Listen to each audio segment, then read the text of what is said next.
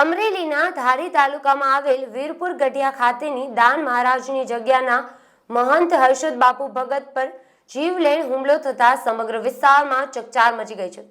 મળતી માહિતી મુજબ 4 જેટલા અજાણ્યા શખ્સોએ મહંત પર તલવારથી હિચકારો હુમલો કર્યો હતો। હુમલાખોરોએ મહંતને દાન મહારાજની જગ્યા છોડી દે છે કહીને ધમકાવ્યા હતા। માથાના ભાગે તલવારના ઘા વાગતા ગંભીર રીતે ઈજાગ્રસ્ત મહંતને તાત્કાલિક અમરેલી ખાતે સારવારમાં ખસેડવામાં આવ્યા છે। આ જ વિસ્તારમાં તાજેતરમાં કોંગી નેતા પ્રતાપ દુધાત પર જીવલેણ હુમલો થયો હતો, જેના આરોપીઓ હજુ પકડાયા નથી। 3 દિવસના ગાળામાં આ બીજી ગંભીર ઘટના બનતા પોલીસ તંત્રની ઘોર નિષ્ફળતા સામે સવાલો ઉભા થયા છે। કઈ રીતે ઘટના બની વાત કરો છો? મારું નામ હર્ષદ બાપુ ભગત, દાનબાપુની જગ્યા ગઢિયાની।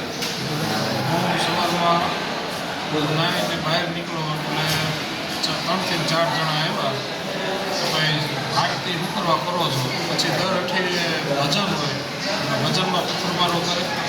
આથી 15 દિવસ પહેલાં હું બહાર ગયો હતો ત્યારે મારી 4 વ્હીલ ત્યાં પડી હતી, એના કાચ પણ તોડી નાખ્યા હતા બધાએ અને અવારનવાર પહેલું બફાટ કરે અને આરતી અને સવાર સાંજે આરતી ઝાલર વાગે છે એવું બધું કરીએ। તલવારોના પાઇપના ઘા કર્યા અને કીધું ગઢિયા મૂકી દેજે, નગર બંદૂક મારી તમંચો મારીને કરી ભાઈ સાધુને મારે તમને હું થવાનું આડે ઘા કરવા માંડ્યા। પછી મારા ગળામાં તલવાર માથા મારી, પછી હું થયું મને નથી ખબર, ગળામાં ચેન હતો, ચેન નથી મારો। 1.5 લાખ રૂપિયા મારા પ્રાણ પ્રતિષ્ઠા છે એટલે પૈસા પીડા થાય એ બાજુ હું રાજકોટ જવા નીકળવાનું મારા કપડાં બધું બાજુ ખાટલો બધું લઈ ગયા કહેતા ગયા ગઢિયા મૂકી દેજે નકર ફાયરિંગ કરી નાખશું। અને એ પહેલાં એણે આ જ રીતે એટેક પ્રભુ માંજરિયા એણે ફોરેસ્ટ અધિકારી માટે કર્યો હતો। એ કહે છે ચાલુ અને જમીન સભાના માણસ છે જગ્યામાં કે આરતી નહીં કરતા આ વાત